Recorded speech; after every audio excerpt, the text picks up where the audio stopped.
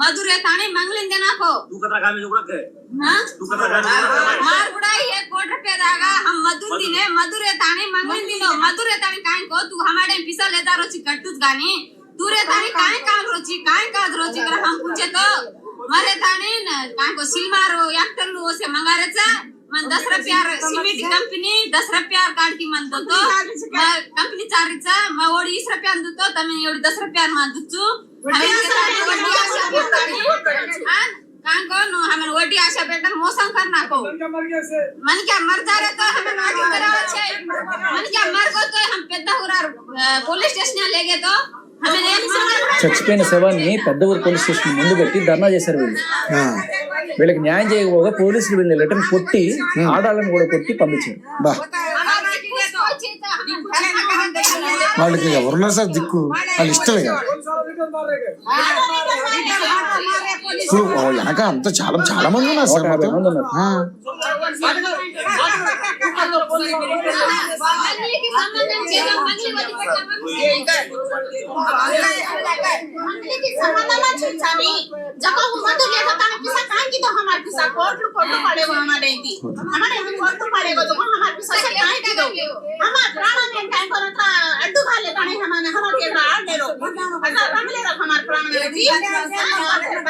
हमारी इज्जत से काट रहे हमारा हमें मार ले रहे थे ई मत बालाजी कट्टा का गे बेड़ बेड़ा भीमा बेटा कट्टा को ई गौतम कट्टा करो ई क्वारी कट्टा की भोसी लंजा पारी कट्टा लगी हां भोसी से कट्टा का ई मंगली काहे का लगी ई गाली लंजा मंगली हमें काहे कर हम औड़ा मौसम कर ई भोसी हां हमार पिसा से ले तो थाने काहे काम की दे बोका बेटा 100 कोटी घर बंदारी लंजा 100 कोटी की घर बंदारी बोका बेटा लंजा मुंडा के लाई लाई सात्रा अत्रा पिसा काला दिया है वो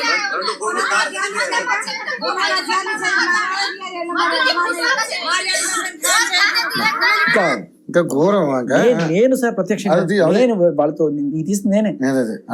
అంటే మీరు అన్నారు బంజారా బిడ్డలకు మోసం చేసింది ఇవాళని, ఎవరైతే మా కులానికి ఇవన్నీ తెచ్చింది కుల తిలకం అనుకున్నారో వాళ్ళు ఇవాళ ఇలా మాట్లాడుతున్నారంటే ఎంత కడుపు కాలిపోయినారు సార్ వాళ్ళు. నిజంగా చాలా దారుణం. కానీ నిజంగానే మరి మీరు అన్నట్టుగా ఇప్పుడు దాకా వాళ్ళు స్పందించకపోతే గవర్నమెంట్ ఇది చాలా పెద్ద ఇష్యూ అయ్యేలాగా ఉంది సార్. అసలు ఆవిడ చనిపోయిన ఆయనకి ఇంకో భార్య ఉంది అంటే అక్కడ భార్య చనిపోయిందని ఇంకో ఆయన చేసుకున్నాడు. ఆవిడే అన్నది అయిపోయింది. ఇప్పుడు ఆవిడ చిన్నపిల్ల ఉంది, ఒక 20-22 ఏళ్ళు ఉంటాయి.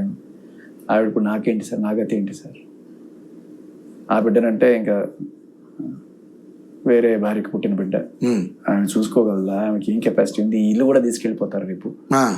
అంతే కదా. చూడండి సార్ గారు ఇక్కడ ఇక్కడ ఒక ఆయన పాపం గుండెపోటుతో చనిపోయారు. ఇలా ఇన్నాళ్ళు మనం చూస్తున్న ఈ స్కామ్ లో పాపం 50 లక్షలు ఇచ్చారట. ఈ బాబు వాళ్ళ అబ్బాయి వాళ్ళ నాన్న లేడు, వాళ్ళ అమ్మ కూడా చనిపోయారు పాపం. సో ఇటువంటి అబ్బాయికి న్యాయం జరగాలి కదా మనందరం. తప్పకుండా నేను ఒకటే చెప్తున్నా, ఇంత చిన్న పిల్లలు మోసం చేసి తినే డబ్బులు మీకు ఎట్లా వంట పడుతుంది? ఎంత వరకు మీరు అభివృద్ధి సాధించగలరు? చూడండి, అసలు ఏ పాపం ఎరుగని ఒక పసిబిడ్డ ఈ రోజు వాళ్ళ తల్లిని కోల్పోయిండు, తండ్రి కోల్పోయిండు, ఇంకా కూడా మీ మనస్సు కరగకపోతే ఇన్ని కోట్ల మీరు చనిపోయిన తర్వాత తీసుకెళ్తారా? ఇలాంటి వాళ్ళు ఉసురు పోసుకొని ఎన్ని రోజులు మీరు అంత అహంకారం అంత దర్పం చూస్తారు?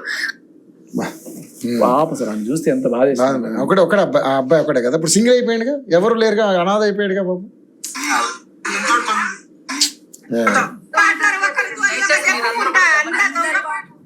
రేవంత్ రెడ్డి గారికి డైరెక్ట్ రిక్వెస్ట్ చేశారు వీళ్ళంతా కూడా చూపిస్తాను. రేవంత్ రెడ్డి గారు చూస్తే ఒకవేళ కాస్త కరుగుతారేమో. ఆయన చనిపోయిన ఆయన భార్య ఈవిడ, రెండో భార్య.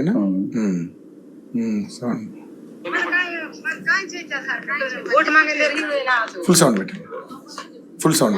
అమ్మా, మీకు ఇంత జరుగుతున్నా కూడా గవర్నమెంట్ ఎందుకు స్పందించట్లేదంటారు? స్పందించలేదు సార్. మా ఆయన చచ్చిపోయిండు, నాకు చిన్న బాబు ఉన్నాడు. ఆ బాబుని చూసుకొని నేను బతకాలా, లేకపోతే ఏం చేయాలి నేను?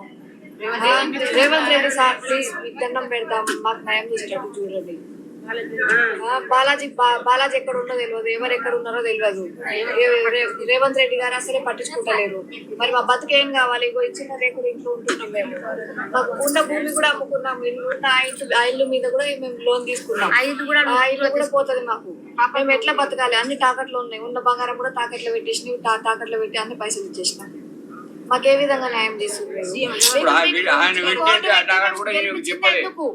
మేము మీకు ఓటు పెట్టింది ఎందుకు గెలిపించినాం? ఫ్రీ బస్సులు ఇవ్వగానే నువ్వు సీఎం అయిపోతున్నావా? ఫ్రీ బస్సులు అవ్వగానే సీఎం పదవి నీకు రాదు. ప్రతి ఒక్కరికి నువ్వు సహాయం చేయాలి, అప్పుడే నువ్వు సీఎం అని నీకు తెలుసు. నీ కూతురుంది, నువ్వు కూడా పిల్లలని కన్నావు కదా, నీకు కూడా చిన్న పిల్లలు లేరా? నీకు ఆడపిల్లలు లేరా? నీకు అక్క చెల్లెలు లేరా? నీ పిల్లం కూడా ఉంది కదా, వాళ్ళకు కూడా ఇలాంటి మోసాలు వస్తాయి, వాళ్ళు ఇలాంటివి వస్తాయి, నువ్వు అట్లనే చూసుకుంటా కూర్చుంటావా?